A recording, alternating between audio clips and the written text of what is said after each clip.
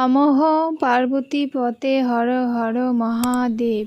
আমি স্বপ্না, আর আমি আজকে বিহত শিব মহাপুরাণের চতুর্দশ অধ্যায়ের শিব পূজা বিধির 13 নম্বর, 14 নম্বর এবং 15 নম্বর পাঠ করতে চলেছি।